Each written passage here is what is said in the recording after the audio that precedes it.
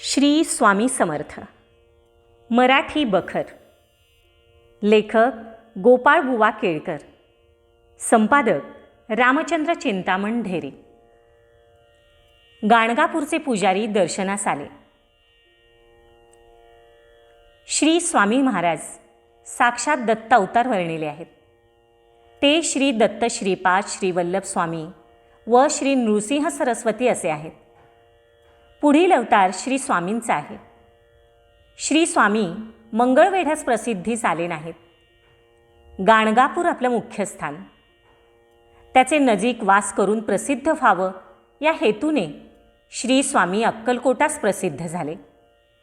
श्री स्वामींचे सर्व भक्त त्यास दत्ताचा अवतार मानून भक्ती करतात व पुढील चरित्रावरून सर्व वाचकांची तशीच खात्री होणार आहे. गाणगापूर हे श्री नृसिंह सरस्वतीचं स्थान आहे.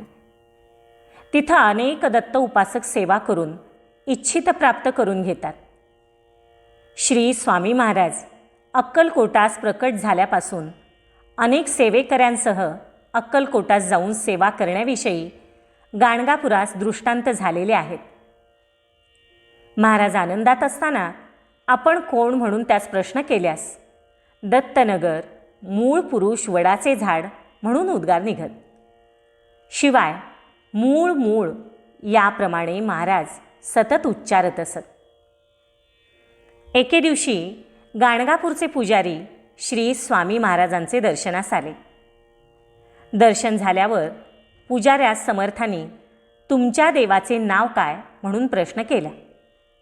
पुजाऱ्यांनी सांगितले, महाराज आमचे देवास श्री नृसिंह सरस्वती म्हणतात. ते ऐकून स्वामी महाराज म्हणाले, माझं नाव नृसिंह भान आहे बरं. कित्येक प्रसंगी मीच राम झालो, मीच कृष्ण झालो होतो म्हणून उद्गार महाराजांचे निघत. यावरून श्री स्वामी महाराज हे अवतारी होते हे निसंशय आहे. राजश्री चिंतोपंत अप्पा टोळ यांची व महाराजांची सोलापुरास गाठ पडून नंतर महाराज अक्कलकोटास आले. त्याबद्दल साग्र हकीकत पुढे देण्यात येईलच. चिंतोपंत हे महाराजांचे पूर्ण भक्त होते. महाराज हे दत्त अवतार असून त्यांचे सहवासाचा लाभ होणार हे त्यास 5-7 वर्ष अगोदरच कळले होते. ती गोष्ट अशी आहे की श्री क्षेत्र पंढरपुरास गोपाळबुवा नावाचे महासिद्ध जगद्वंद्य पुरुष होऊन गेले. सन 1846-47 साली राजश्री चिंतोपंत अप्पा टोळ सोलापुरास मामलेदार असता त्यांचे हाताखालील नगदी कारकून साताऱ्यास रजेवर गेले होते. परत येताना ते पंढरपुरास मुक्कामास आले. आपण कोण, कुठे असता म्हणून बुवांनी त्यास प्रश्न केला. कारकून म्हणाले, आम्ही सोलापुरास मामलेदार कचेरीत कारकून आहोत. हो, तुमचे मामलेदारास पत्र द्यावयाचे आहे असे बुवा म्हणाले व त्यास दौत लेखणी कागद आणण्यास सांगितले. कागद दौत लेखणी आल्यावर बुवांनी पत्र लिहिण्यास सांगितले.